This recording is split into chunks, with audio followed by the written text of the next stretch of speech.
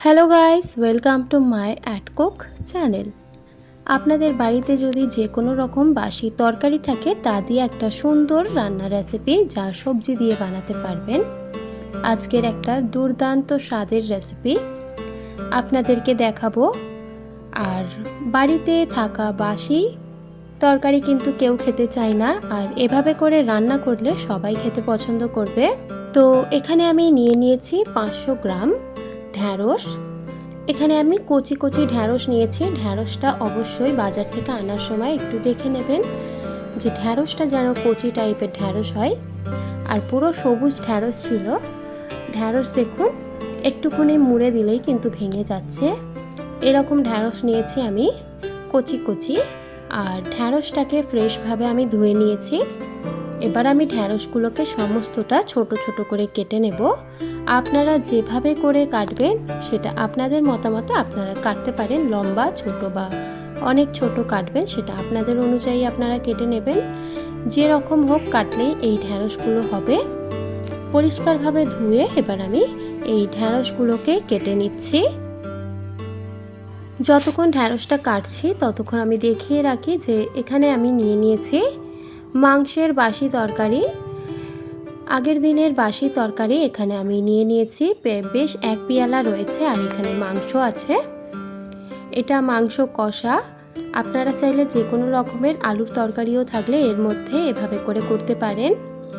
এবার আমি তরকারিটাকে সাইডে রেখে এই রেসিপিটা আমি বানিয়ে ফেলবো। খুবই সহজ অ্যান্ড সিম্পলভাবে বানানো যায়, বাড়িতেও সবাই পছন্দ করবে।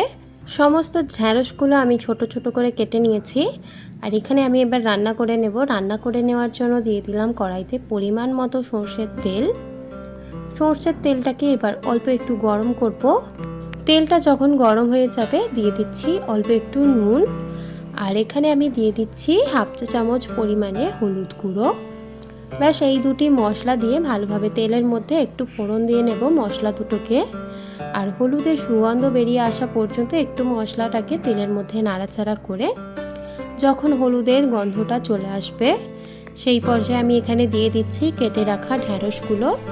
সমস্ত ঢ্যাঁড়সগুলো এবার কড়াইতে দেওয়া হয়ে গেছে। এবার আমি ভালোভাবে নাড়াচাড়া করে একটু ভেজে নিচ্ছি, অনেকটা লালচে ব্রাউন হয়ে আসা পর্যন্ত, যাতে ঢ্যাঁড়সগুলো ভাজা ভাজা করতে করতে 50% কুক হয়ে যায়। সেভাবে আমাদের নাড়াচাড়া করে লো টু মিডিয়াম ফ্লেমে একটু ভেজে নিতে হবে।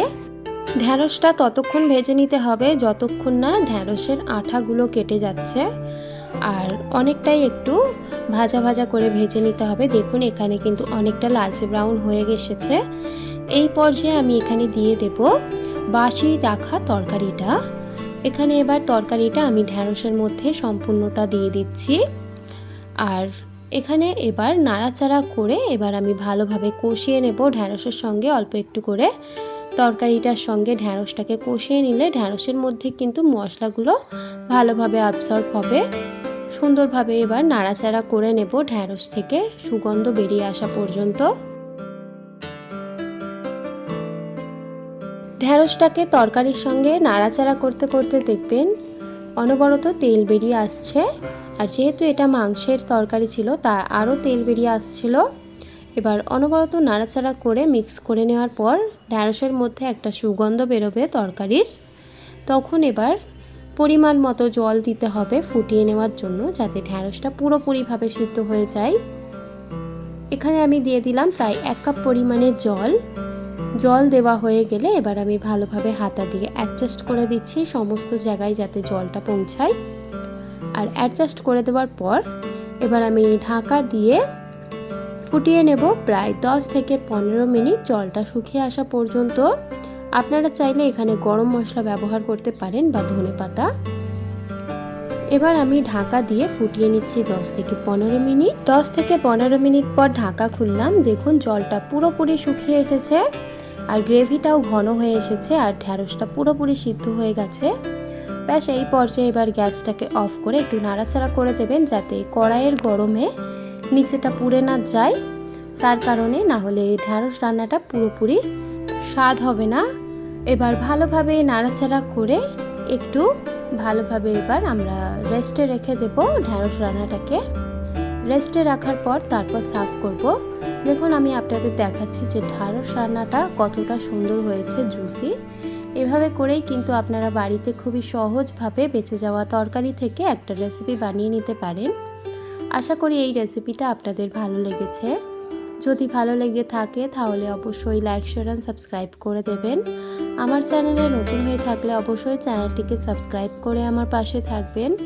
দেখা হবে নেক্সট ভিডিওতে। আজকের এই ভিডিওটা দেখার জন্য আপনাদেরকে অনেক অনেক ধন্যবাদ।